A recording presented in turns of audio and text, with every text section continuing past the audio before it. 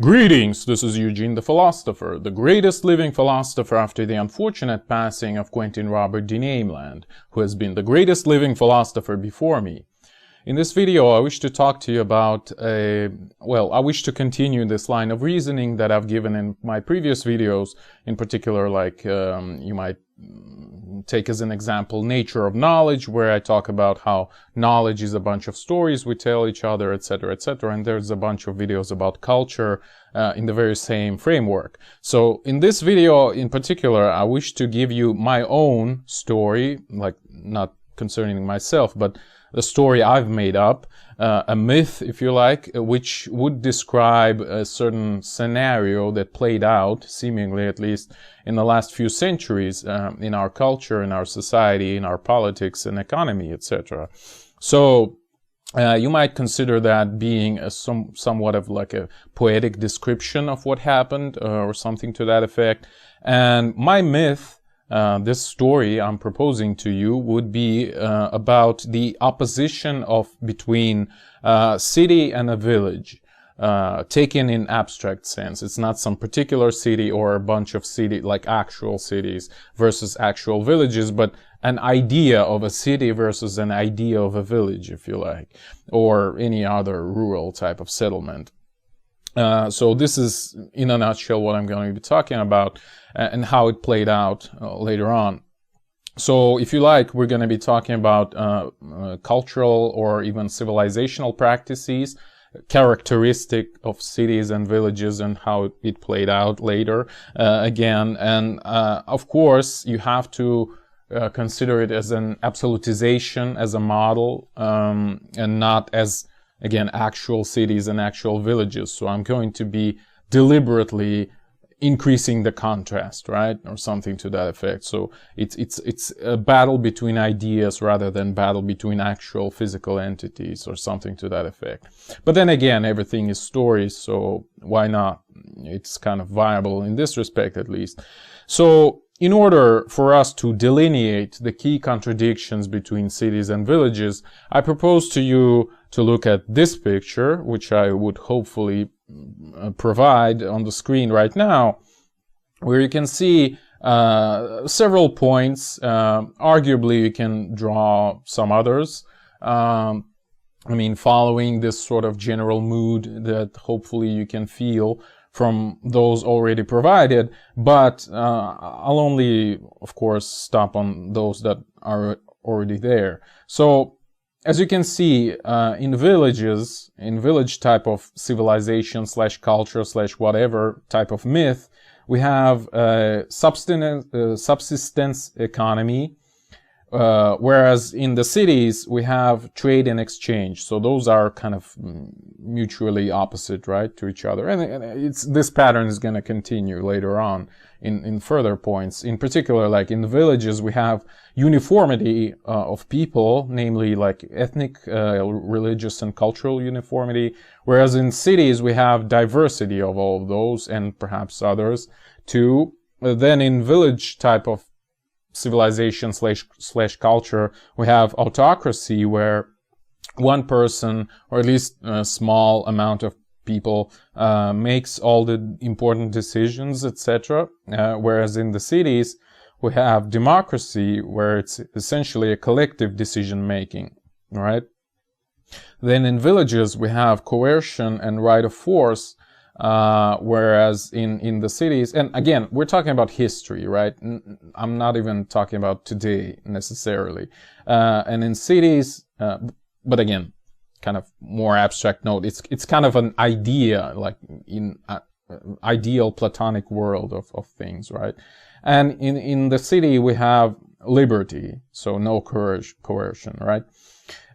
In the villages, we have tradition, whereas in cities we have innovation. In the villages we have conscience, which kind of governs the way you make your decisions, the way you judge the decisions of others. Whereas in the cities we have law for the same purpose. Okay, so we've hopefully, like, you can see, like, intuitively feel the difference between those two paradigms, if you like. And again, probably some other points may be made according to those sort of separate lines. So let us think about this for a bit. So following from what I've described, the paradigm of a city, so to speak, the cultural matrix of a city, if you like, is all about, you know, being this center of I guess, commerce, etc., and trade and blah, blah, blah. And so all of these points kind of help this thing to be established. In particular, like when we're talking about democracy, like, yeah, it certainly helps people to kind of work out their differences, etc., etc. Like democracy in the first place arises in the cities, right? Ancient policies, such as Athens or, I don't know, Epirus or whatever, even Sparta, blah, blah, blah. So, and basically, of course, ancient Italian cities. But anyway, so the city, the culture of a city in this framework that I've delineated, like my own story, sort of, my own myth about it, the city is all about creation and cooperation and like mutual improvement, mutual benefiction, I guess, if that's even a word, mutual benefit, probably, and appreciation of contract, among other things. Like, so the behavior of people is not governed by this external coercion or influence or pressure, but by contract. So they willingly accept some terms and they act accordingly, right? So this is what I'm talking about. And that's why, again, we have money, like, for example, fiat money, or like whatever analog existed previously. It's because people have agreed to accept a certain type of whateverness as money, right? So it's, again, it's a contract between people. It's a mutual agreement. Then when we're talking about innovation, well, again, the city is interested in mutual benefit, so it is interested in any sort of innovation that drives you towards this mutual benefit, right? So it's not a big miracle.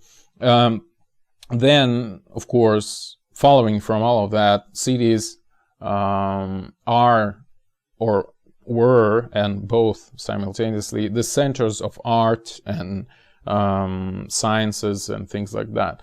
And talking about diversity, which I've already also included in this list, is an observation that cities accept anyone, basically, who is ready and willing to play by the rules, so to speak. Again, appreciate, cherish the contract.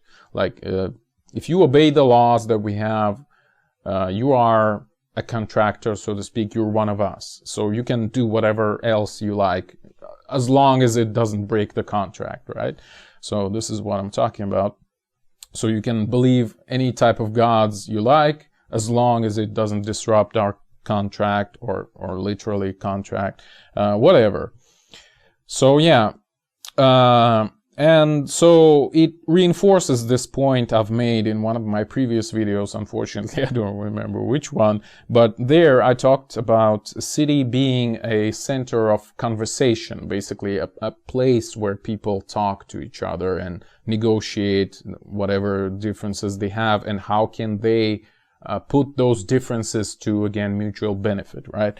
So again, in one of my previous videos, I talked about how even the very idea of a city emerged, you might say, mythically, culturally, from this idea of a tribal campfire where people meet and kind of talk and kind of tell their own stories and try to negotiate those stories and try to perhaps derive some morals from them, etc., etc., and how they should govern themselves further in order to, let's say, not fall into some pitfalls that they've fallen into previously, and again, repeat the successes they've had previously, etc., etc. So this idea of a tribal campfire is then reenacted, so to speak, in, let's say, Greek agora or Roman Forum, or like a marketplace in like Renaissance era, etc. Or even cathedrals is also a huge thing in Europe, especially like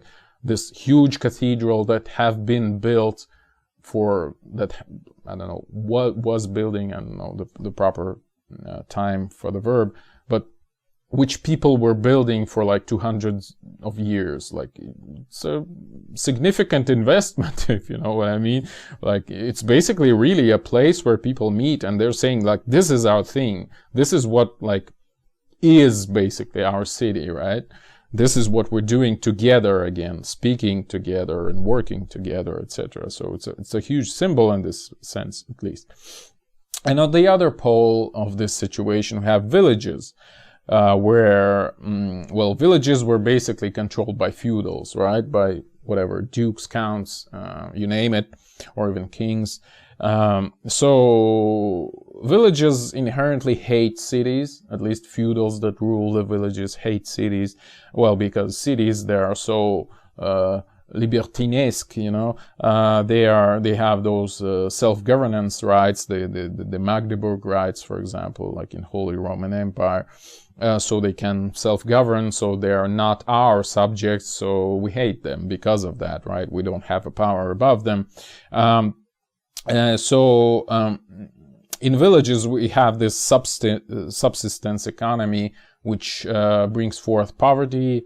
I mean, obviously, like, if you only consume what you produce, well, you probably don't consume much, right?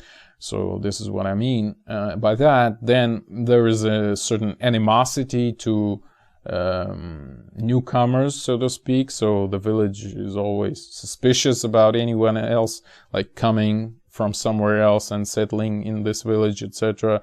There is a strong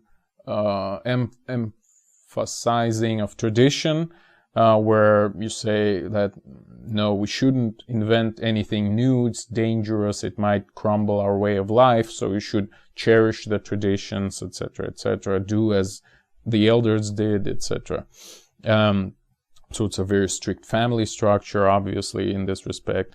And then the law of the cities is replaced, or, well, historically it's kind of vice versa, but anyway, instead of the law, in village we have this feeling of conscience, right? A personal idea of what is right and what is wrong, let's say, or the feeling of justice, again, which is very personal and subjective, instead of law, which is in the cities, which is clear, like you shouldn't do that, or you would have this sanction. And it's like very clear, almost like set in stone. Whereas in villages you have, well, it's probably not right, I don't feel it is correct, let's punish this guy. It's this sort of justice, you might say, or justice. So feudal era, like before, or at least supposedly, I mean, following the Jesuit version of history, which is probably not correct, but anyway, it's, well, okay, let's skip this. Let's assume that before the modernity and Renaissance, there was feudalism, and it was almost exclusively about villages. Like, cities were isolated islands of freedom in the sea of villages and sea of feudals governing them, right? And by the way, here I should kind of poke myself, like I wasn't really correct when I was talking about, and again, in the first place I said it was an idealization, a model, if you like. So I wasn't really correct in the factual sense when I talked about law being a thing of the cities, because law also played a huge role in feudal societies, in feudals themselves and their subordination and what they could do and couldn't do, etc. You can't imagine how complex this system actually was. So when people associate feudalism with something barbaric, almost like they're saying, oh, it's a new feudalism, how horrible it is, they actually misinterpret what feudalism was in the first place. Like, feudalism was a hugely heavily regulated system. It was like everything was in its place, and you couldn't move left or right like one step. Like it was prohibited. Like you should have been all of your life on certain rails. Like if you don't have, like, I mean, whatever, like there's an emperor, then there's kings under them, then there are like grand dukes on top, I mean below the kings, then there are dukes below grand dukes, then there are counts below dukes, right? Then there are barons, etc., and mayors, etc., below counts. And there are other subjects below, etc. It's also regulated, like who you can marry, who you can't, like what you can accept as a present, what you can't, etc. It's all so regulated, like you can't imagine. But if you wish to like be acquainted more with this sort of thing, I would recommend you a game, Crusader Kings 2, which is brilliant in this respect. Like it's all made up again on this Jesuit version of history, but you would by playing this game, like just learning the mechanics is so difficult because feudalism was difficult, you know. It's sort of super complex. Like you cannot vassalize this guy because he's like blah blah blah, you know. There's like whatever. Hopefully I made my point. Whatever. Then what comes next? So it was roughly the situation of 16th century plus maybe. Then what happens, comes modernity into play, like new age, not new age in hippie kind of sense, but 17th century roughly speaking, right? And cities in the 17th century become sort of a focus of a historical narrative, and well, in general, the attention at least of the people in power, right?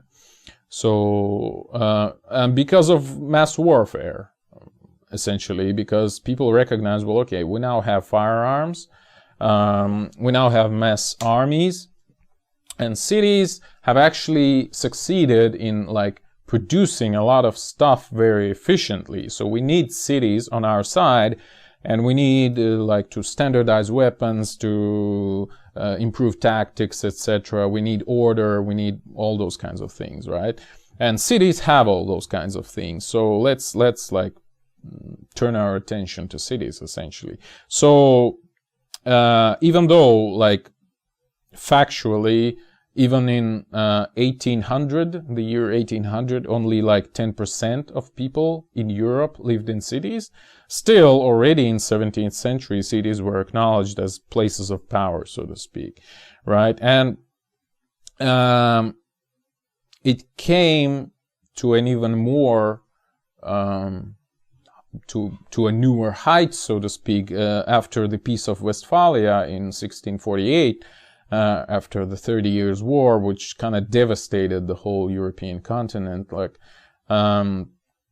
so this Westphalian world was born, basically. And this Westphalian world, it's frequently acknowledged as the start of national states, national sovereignty, and things like that. And in my narrative that we were talking about here, which is like cities against villages, Peace Treaty of Westphalia and like century plus, like roughly 150, maybe 200 years after, were a time when sort of a hybrid of a city and a village was born. So this real opposition took place before Peace Treaty of Westphalia, and maybe sometime after, but later it was all of it was substituted with this new thing, this new hybrid, which is a national state, as you might have guessed. So there were obviously no national states before Peace Treaty of Westphalia, and even after it, they only started appearing like again 150 years after only. In this respect, by the way, the United States are an interesting thing because they've appeared before national states, and they kind of aren't a national state in the first place. They are states, right? plural, so it's an interesting phenomenon in many respects. Russian Federation is also an interesting thing, although they went also through a classical route of European empire. But okay, that's a long digression. I don't want to go into this. So this new hybrid, this national state that again appeared roughly in late, let's say, 17th century, but really it gained strength, more and more strength in the further centuries, especially in like mid 19th century. It started to really shine. But anyway, so national state is this hybrid of a village type of civilization and a city type of civilization, and it kind of takes from both of those, you know, it takes its power, and it takes those points that I've delineated previously, again, almost arbitrarily combining them. Like, let's say, in a national state of this, in this classical sense of the word, we have, let's say, a trade just like a city does, but with a caveat that it's only a trade, like free trade, within a state, right? So it's this mercantilism that was introduced, again, roughly in 16th, 17th century, which is, in case you don't know what it is about, like mercantilism is about like reducing the import as much as possible and increasing the exports as much as possible. Basically, the idea is to amass as much gold as possible, right? Or something to that effect. So it's a really stupid policy, and but I don't want to discuss this here. But principally, we have a free trade, but only within our borders, right? This new national state borders. So it's kind of like a trade, free trade, but at the same time it's subsistence economy at the same time, because it's a free trade, but only in certain limits. Then what we have is like democracy, or at least, well, it was introduced eventually in some form or another, but we have a single ruler, or at least a group of people that kind of forces everyone else. So it's not a real democracy. It's not anywhere near as what we had in policies or in free cities of Middle Ages and Renaissance. All right. Then we have kind of liberty, like some sort of liberalism is there. But we also have, just like in villages, we have a monopoly on violence on some single entity, right? So in villages, it was a feudal who kind of owned the village and its inhabitants who had this monopoly. And now we have national state, which owns the monopoly on violence against anyone in this country, even though we sort of have liberties, right, in the country. Then we sort of have innovation, just like in the cities, but at the same time, the tradition is cherished and like put in the first place, where by the tradition, like under national states, I mean like national myths, the culture, etc., etc. Then we have just purely like directly transplanted this uniformity of villages. So national state is kind of supposed to have a single language, a single religion, a single blah, blah, blah, even though, of course, many states technically do not pass this test, so to speak, but it was supposed to be what is true, initially at least. And at the same time, we kind of have transplanted purely from cities law, right? So no longer do we have this village type of conscious or like intuitive feeling of what is right governing the things. It's the law that now governs everything. And this weird combination of city mentality, city civilization, and village mentality, rural civilization, is what produced the national state, essentially. This is the story I wanted to tell you in this video, basically. Right? And it produced the myths we have currently in our day about history, about states, about what happened in general in the last, let's say, five centuries, at least four. Myths such as like national sovereignty, such as territorial sovereignty and things like that. Nation in the first place, culture, blah, blah, blah. Of course, as I've many times before noticed, it all peaked, this nation building really peaked in the middle of 19th century, roughly, when, again, well, maybe a little bit before that, more ancient texts, if you know what I mean, were discovered, if you know what I mean, than in any previous century before that, right? So they were basically written back then, in like middle of the 19th century, or a little bit before that, in the era of Romanticism, especially. It was the trend back then to reinforce this new hybrid, this national state, to sort of like uncover this village type of support that this new city type of maintenance over everything should have, whatever, something like that. So, and from my point of view as, again, anarcho-capitalist, of course, I would embrace this old city type of mentality, right? Like liberties, contracts, law, mutual benefit, like diversity, etc. Like a situation when you can do whatever you like unless you like do some harm to others, right? Which is, again, this old city type of mentality in my paradigm that I'm describing to you right now. So I would embrace this, but unfortunately I should say that the appearance of this hybrid, of this national state, ultimately means the victory of this village type of thinking versus city type of thinking. So ultimately cities were subjugated by village people, or something to that effect. And again, you kind of may try to, oh, okay, I'll mention this a little bit later.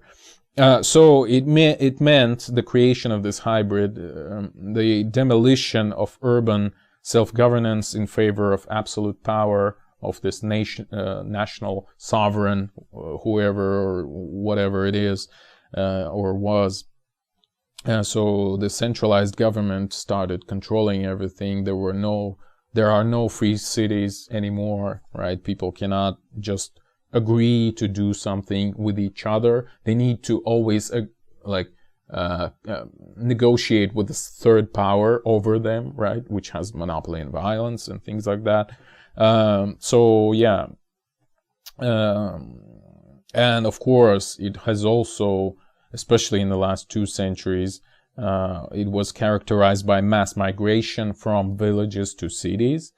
So urbanization, of course, and it's obviously a key demographic trend of the last 2 centuries, especially. Again, if only 10% of people lived in cities in Europe 2 centuries ago, and now like the absolute majority of Europeans live in cities. Well, it's a big change, right?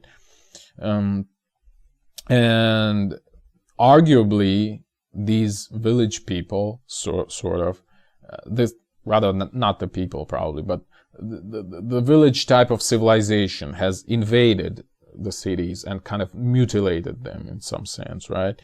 It was almost sort of this barbarian invasion of sorts. And of course you can recognize in these statements the sort of elitism of city type of people with whom I probably associate myself with, all right?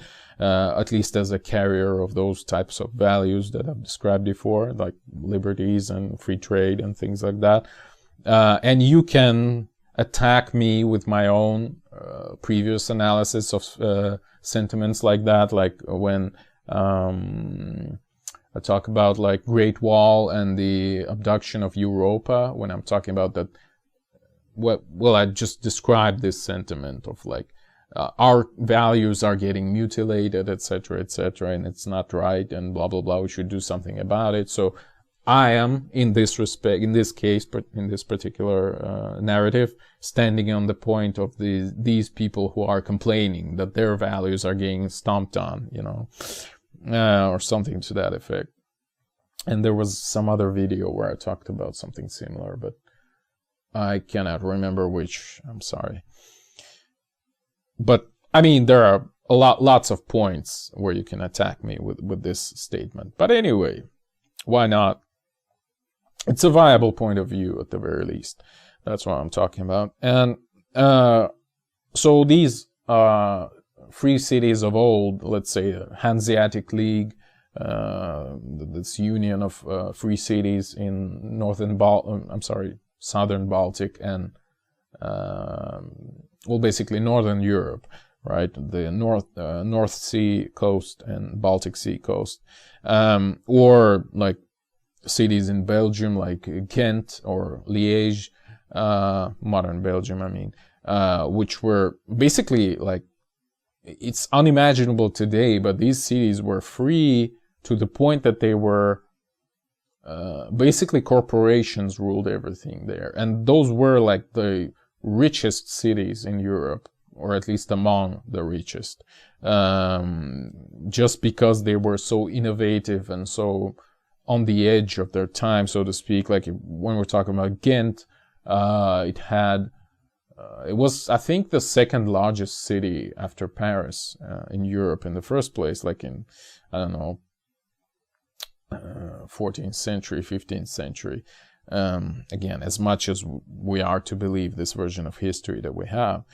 But anyway, so one of my points that I wish to bring forth here is that you cannot really govern the city the way this weird hybrid of national state tries.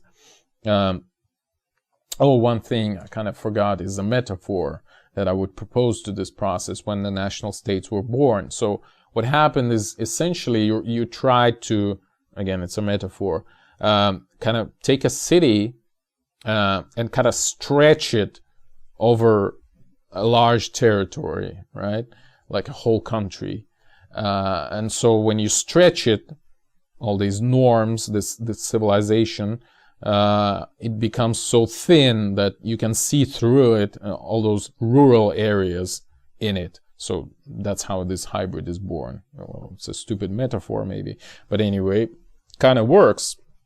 So it's an attempt at, firstly, like generalizing the city practices over a whole piece of land, like a whole country, and at the same time kind of uniting it with the underlying rural types of cultural and civilizational practices, something like that. And again, we didn't even have had whatever states with a territory before that. Like again, cities had defined borders, but when we talked about countries, there were no countries before Peace of Westphalia. We had like a king of France that had like half of England as his at least his vassals' land, right? So it was like the whole of Europe, at the very least, was basically a, how do you call it? A quilt, you know, of different pieces of lands, which were governed by whatever vassals of whoever, like, and it was such a complicated system, especially in Holy Roman Empire, or just Roman Empire, if you follow my ideas. Like, it was horribly complicated, again, returning to my point about feudalism. But anyway, so what was I talking about? Yeah, so you can't really govern a city as if it was something simple. A city is not even a system. Again, returning to this point of Pereslegin that I've made previously, that Pereslegin says that there are different types of meta-objects. What he calls is that an object, it's something very simple and like almost one-dimensional. Then there's a system, it's a bunch of objects with connections between them. Then there's a medium where it's a completely different thing. It's not even a system. Like in a medium, you can have waves and other types of processes which are impossible in systems. And then you have a sphere as a completely different type of object, but whatever, meta-object. And then there are also others you can derive, like a pair, like two objects, only two, and they behave differently as than if it was a system. So two objects and let's say three objects is a different type of meta, whatever. So a city is a medium, it's not a system. And some cities actually, again, behave like spheres. Cities like New York or Moscow, for example, or Tokyo, probably. Like, they're not even mediums, that's what I'm saying. They're spheres, like something like impenetrable in some sense. And at the same time, something universal in the sense that it's almost bigger than the universe in the first place, in cultural sense at the very least. Whatever. So yeah, and this urbanization process that I mentioned previously, which again arguably is one of the most important demographic trends of the last 200 years plus, some people, unfortunately I don't remember the author of this idea, but some years ago, this video is, by the way, based on an essay I've written and not finished 3 years ago. But again, in spoken form, it's okay the way it is. But as a text, I felt that something is missing, so I didn't finish it. Anyway, so damn, I've interrupted my own flow. All right, this urbanization process. So some people have come up with a term like deurbanization, or well, it would be my interpretation, like anti-urbanization. So what it means, deurbanization, it means like technically it is urbanization, so people move to cities because, well, that's the trend we observe in the last centuries, but it leads to disappearance of cities in some sense. So again, in the city, again, let's say the years 1800, you have 10% people in Europe living in cities. Now you take like a whole bunch of people and insert them into this city. Let's say 50% of population, and you just stuff it into the city, which has only 10%.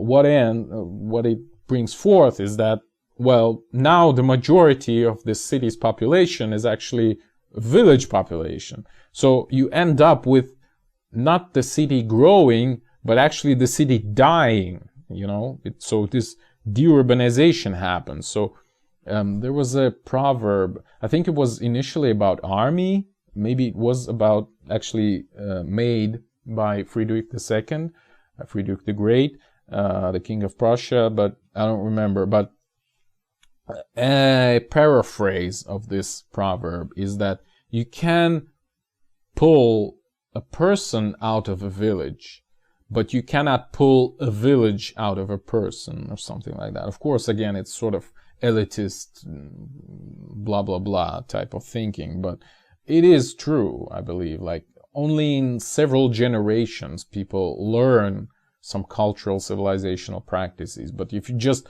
take a whole bunch of people and stuff them into a place, they wouldn't change that quickly. They wouldn't learn that quickly. They would still behave as they did previously. So ultimately, this hybridization of village and a city became the death of a city in some sense, because again, the cities were populated by the minority of people, and they were basically replaced by the populations of villages. So this is what we observed, and that's why, like, this is one of the things that reinforced the emergence of national states, because, well, cities didn't really approve of unlimited power, whereas people, unlimited power of the state, I mean, whereas people in villages were perfectly okay with that, because before that, they weren't self-governing anyway, so who cares if a feudal rules you or a president rules you, right? It's kind of the same thing for them.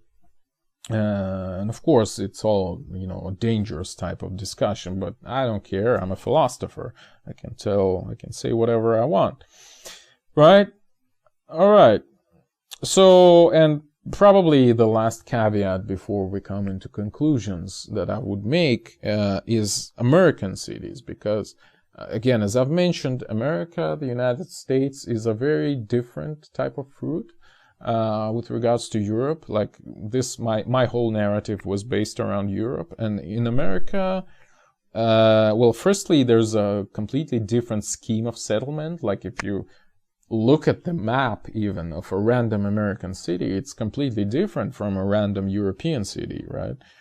Well, for historical reasons, first and foremost, but also geographical reasons, like blah, blah, blah.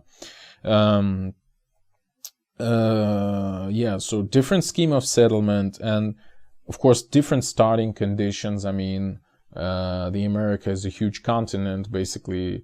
I mean, if we're talking about North America, it's much larger than Europe. So it's a much lesser average density of population. I don't know about now. Well, now it's probably the same. I mean, there's 330 or 50 million in the US, and in Europe it's like more than 500, and that's only EU, not the electric universe, by the way. And also one important thing is that the United States appeared already in modernity, right? And only in 17th century massive colonization started taking place. So it was already this almost quasi-hybrid type of colonization rather than purely urban or purely rural type of colonization, right? So American cities are kind of a weird hybrid in the first place of those two things, right? And then again, my own observations were kind of weird about America. Like, I still cannot grasp this idea when you have multiple cities like literally adjacent to each other. Like, you can cross the street and you'll end up in a different city, like technically. Like, I don't know, take any large city like Phoenix or Detroit, or even, I don't know, even New York's boroughs almost look like different cities, right? Like Brooklyn and Queens and Manhattan.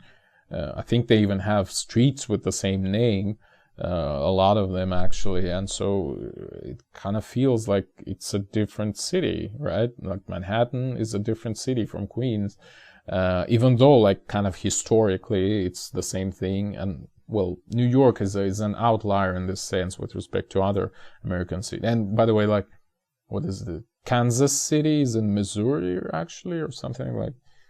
I'm not very good in American geography, so I might be mistaken, but it's very funny. Like, the city is divided between states, like it's just ridiculous by European standards. I mean, and actually, the largest part of the eponymous city is in different state. It's just ridiculous.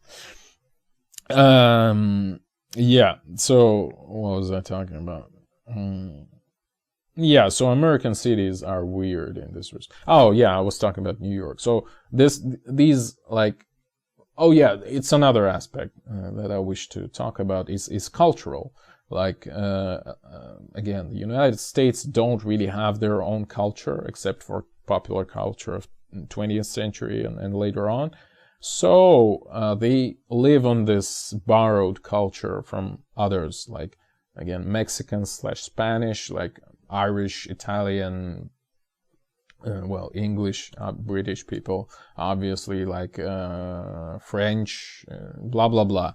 So that's another important aspect of this internal diversity, I guess, and sort of, I don't even know how to call it, but those cities which are the most rich with this external introduced culture are the closest to European type of cities, right? And New York is one of them, definitely. So it's more of a classical European city than let's say, I don't know, Indianapolis or something like that. Okay. Well, that was too long of a digression. And another thing I wish to note here, again with regards to America, is that it's not a big secret currently that like rural areas are voting for Republicans nowadays, and large cities are voting for Democrats, right? And so it's also an interesting divide, but I wouldn't at all actually associate it with my divide that I've provided in this video, like village versus city. It's not at all the same thing.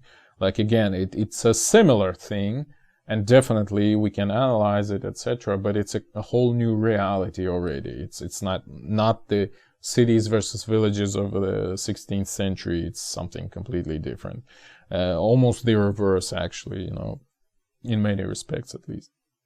And certain psychological studies show that indeed it's like different cultural and civilizational practices are characteristic of those places that vote for different parties, right?